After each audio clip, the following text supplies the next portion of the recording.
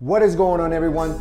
Thanks once again for coming back to our channel. So today, in today's video, I like to take a little bit of time and educate you and let you know the three definitions that you're hearing today in our economy. That is, what is a correction, what is a recession, and ultimately, what is a depression? What are some of the causes that cause these three things to happen, and what are the definitions that are really gonna align with itself on what it is a correction, what it is a recession, and what it is a depression. Also, I'm gonna tell you a little bit of history about when was the last time that we saw a recession, and also what you can do that I'm doing as well, and that all the people out there that are preparing for what is about to come, that also that you can do as well. So stay tuned for that.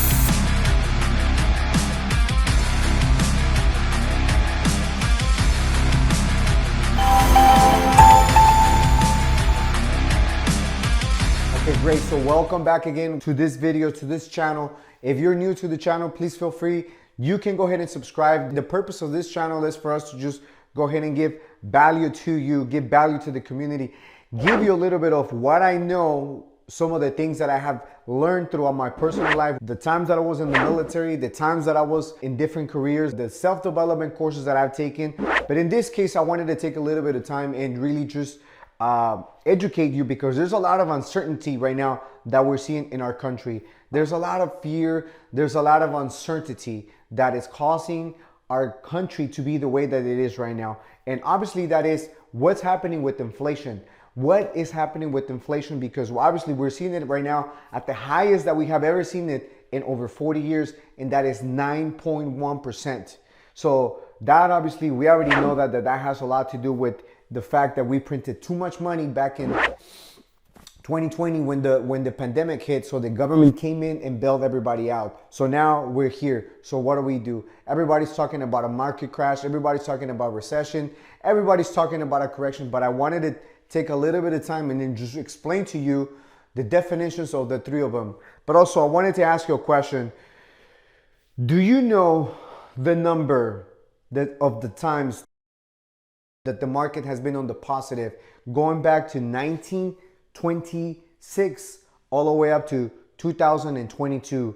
Do you know the average number that we have been in the positive in the market? I'll come back to you and explain to you a little bit of that. But the three definitions of what we're seeing right now: correction, depression, recession, and depression. Okay, what is a correction? A correction, it's no more than 10%. That is when the market takes a hit and it just drops in value 10%. You got obviously the S&P 500 and you got the Dow Jones. A correction, it's nothing more than just being a 10% correction, no more than 10%. A recession is going to be anywhere from 20 to 30% in decline in value. That means that if we're seeing right now 1,000 points, that means that it's going to reduce itself by 20 to 30,000 points. So we're going to have about 70,000 points. That's all it is. A depression is anywhere from 35 all the way up to 60%. Obviously, we saw that back in 1928 with the Great Depression that we saw. So it's anywhere from 35 to 60%. There's one more that not a lot of people talk about, and that is outside of what it is a correction, that is outside of what it is a depression, and that is also outside of what it's a depression. Correction and then depression. So the other one, it's a black swan. Black swan, it's other than just something that is very unpredictable. You don't know what's going to happen. Something like a 9/11, something like the pandemic in 2022, when nobody saw it coming and it just caught everybody by surprise. And obviously we had the black swan. Markets tanked by 40 to 50 to 60%. Obviously we saw that in 2001. We saw that the market tank anywhere from 30 to 40% back March of 2020, when the pandemic just caught everybody by surprise. That is a black swan. It's an event that is unpredictable. The real estate market crash that we saw in 2008, that we saw a decline anywhere from 50 to 60%, but that was not a black swan because it was predicted.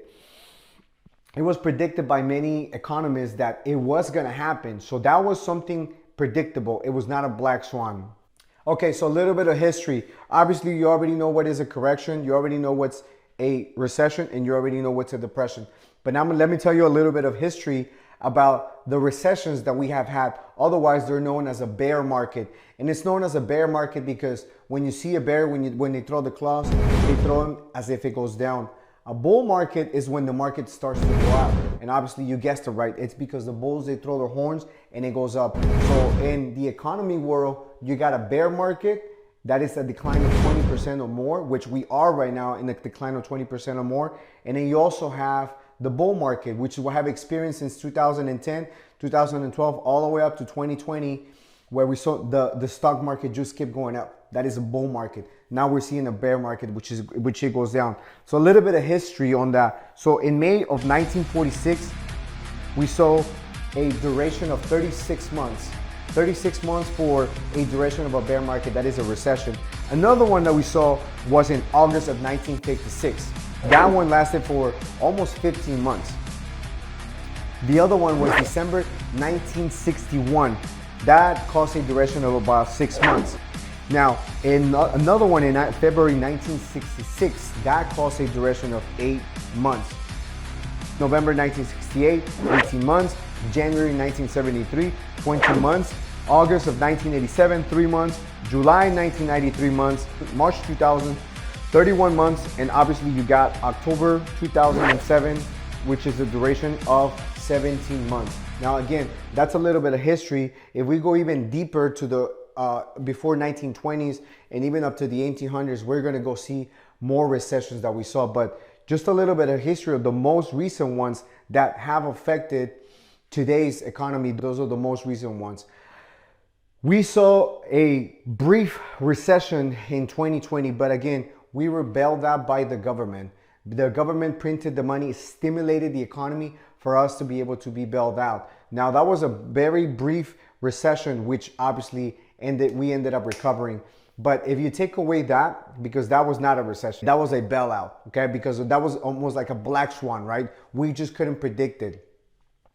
Okay, so if you take that away, if you go back to 2008, 2009, all the way up to today, this is the largest run that we have had without a recession. And this is about 14 years. The average is about 5 years. So if you think about it, on average, we have seen a recession for every 5 years. This is the longest one that we have seen without a recession. We're due for a recession. It's inevitable. It's gonna happen no matter what. It's gonna happen, and you gotta be prepared for that. So some of the reasons that we can see a market crash, some of the causes for that will be fake money. Fake money, obviously, because we either have too much money being circulated around the economy, which obviously printing too much money, like we saw, and it's exactly what we're experiencing right now. Just too much money just being printed out and then just being handed out. That could be a cause for a recession. The other one is a fake success. Someone who appears to be nice and elegant and they have about, maybe you want to say 10 properties. What happened in 2008? Most people were giving out loans without being able to qualify properly. Obviously, we're not seeing that anymore. Back then, it was the market crash that was caused by the real estate industry. Today, you're not seeing that anymore. But fake success is what could cause a recession. We saw that in 2008 again. I go back and explain to you that there was a lot of loans that were given out. So many people that shouldn't have homes at that time had about 3, 4, 5 homes, and then all of a sudden they say, hey, I'm worth about $10 million. I'm worth $15 million. Next thing you know, they're driving nice cars, they're having nice watches, but then when the market tanked, you saw all of that gone away. They had to do short sales, they had to do repos, foreclosures. They lost every single penny that they created. So fake success is one of the reasons why we could have a recession. The other one, it's a market manipulation. A market manipulation, it's no other than just the public, sometimes the public manipulate the way that businesses operate, and also the government as well. I don't know if it has happened to you, but it has happened to me when I'm reading an article and I'm into it, and all of a sudden I get to a word, quantitative tightening, quantitative easing, or whatever that word is used in the economic world. If I'm reading that, once I see that word, I'm lost. I don't know what else am I doing, so I don't get to finish the entire article. So that could be a way to manipulate how the economy is going to work. But pay attention when you see those words. Take a little bit of time and maybe study it. Do a little bit of research. Do a little bit of research on that word to understand what you're reading, to understand also what that word means, so you can put it together as well. Another cause for a recession or even a depression, it's a conflict or a war. A conflict because, we either have trades. We conflict with trade, let's just say something what we saw with China and the Trump era, where they were us as the United States, President Trump wanted China to pay tariffs, and it was causing a conflict with the trade that we have. As you already know, we're trading all over the world right now, and also another one that could be it's a war, and that could be a conflict as well of trade. As you are hearing right now in Europe, Russia is threatening the entire European continent with cutting off the gas pipelines. So that could be a cause for a global recession or global depression. Also, I don't know if you know this, but Ukraine exports a fifth of the world's corn and a third of the world's wheat. Can you imagine that? If they're in a war, that's going to take time away from what they're doing. And also, while the country is being bombarded left and right, we just don't know if a lot of those fields are being bombarded. So, but again, the attention shifts to the war that they're having right now. So that can also interrupt the way that we're doing business and the way that we trade goods with other countries. And another one could be an assassination.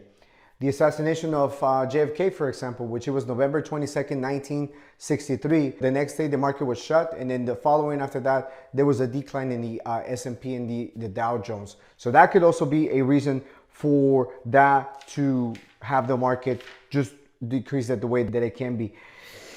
Another one could be too optimistic. Actually, with a bubble, when you have a bubble, because you hear all those words, right? The bubble, the real estate bubble, everything it's a bubble. We saw a bubble back in 2008 because everybody was too optimistic. I don't know if you have seen the movie The Big Short by Michael Burry, where he actually, in the movie, he explains he made a lot of money predicting that the economy was gonna tank. And you can see all of this cocky business people, CEOs, entrepreneurs getting into the buildings and talking to him, and you're crazy, you don't know what you're talking about, the market is not going to crash, it's all fine. But based off of data, and you know who is really good today at pulling out that data? To me, the Michael Burry of today is actually Patrick Bet-David, who's pulling out all this data, and everybody's saying, hey, the market is fine, nothing's gonna happen. The real estate market is fine, nothing's gonna happen. But a bubble could be that somebody's too optimistic. You gotta understand that recessions are inevitable. They have to happen as part of the cycle that we have to go through in our economy. It's just like, hey, we come to life. At some point, we have to get older. At some point, we have to be gone from this earth. It's inevitable. We have to go through those cycles in life. We have to go through those cycles in our economy so that we can, therefore, prepare for the next one. So be able to anticipate. A quote that I always read, it says, leaders anticipate, losers react. Let me say that again. Leaders prepare, losers react. A leader can actually prepare for what is about to come. I'm reading a book right now. It's called Your Next 5 Moves. And that book actually goes very deep into detail about how you ought to prepare yourself for your next move in life. For how do you understand yourself? How do you prepare yourself for the next move? So understanding that, because another reason of why we could have a massive recession in the student loan debt right now, obviously I don't know the exact number, but I believe it sits around anywhere to 1.3 to maybe even $2 trillion right now. It's somewhere in between that, but that's massive money in student debt right now that actually the government was trying to actually just give him a free pass and say, hey, you don't have to pay for that. Somebody has to pay for that at some point. It's not free. It's free for the person who cannot understand that at some point the government is gonna want their piece. They're gonna want that money back. And so how do they do that?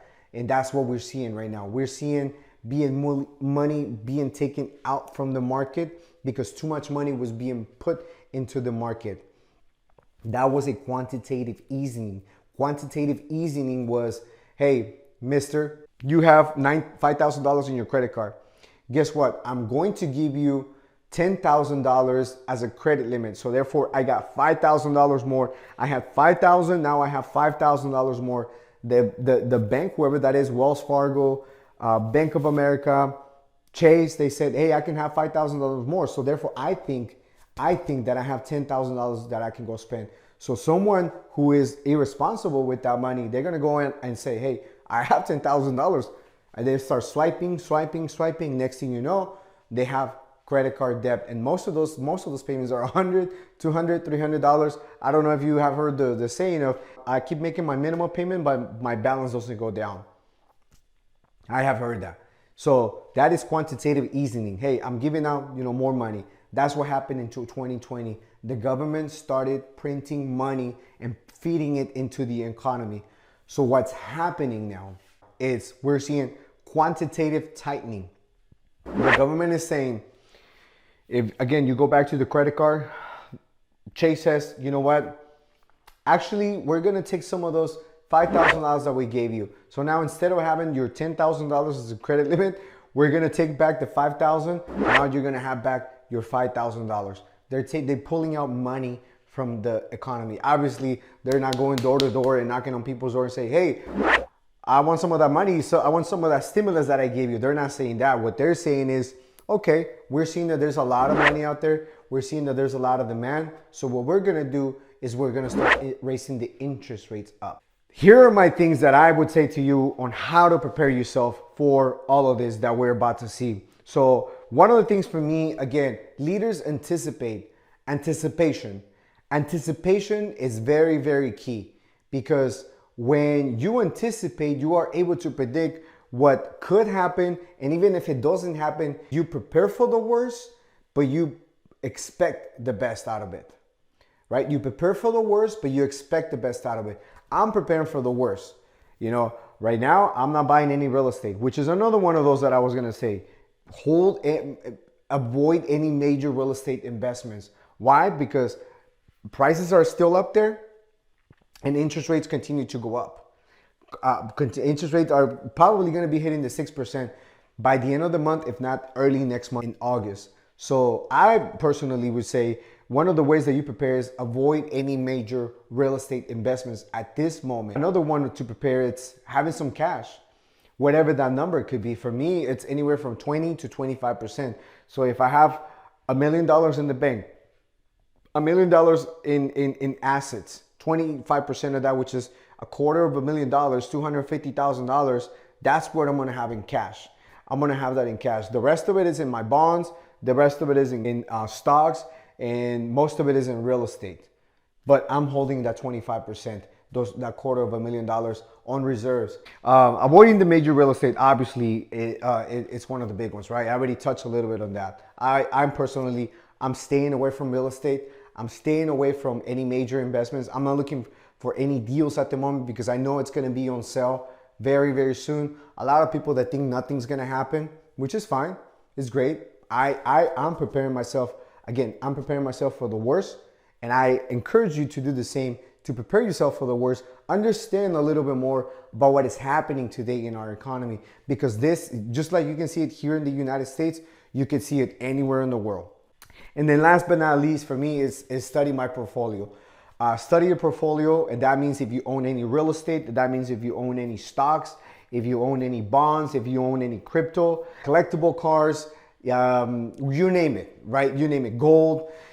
Study your portfolio. I'm doing it right now at least once or even twice a week. And then the last one, it's preparation. How do you prepare yourself for the next recession that we're going to have? Because once again, it's going to happen, and you want to be, what we're going to see right now is either you on one side or you on the other side. You cannot be in the middle. If you're in the middle, you're frozen. you have the same choice. You have the same ability to get up and study your book. So that's what I would say. Prepare yourself because it is about to come and it's coming fast. So anyways, with that being said, thank you so much for watching. If you haven't subscribed to the channel, feel free to do so. All of our information is going to be down below and all of our social media as well. Feel free to subscribe and follow us on social media. Let me know your thoughts. Let me know what country, what part of the country you're in right now, because I'm curious to know what your prediction is going to be and how are you preparing yourself for the next market crash. With that being said, thank you guys for watching. We'll see you in the next one. Take care, everybody. Bye-bye.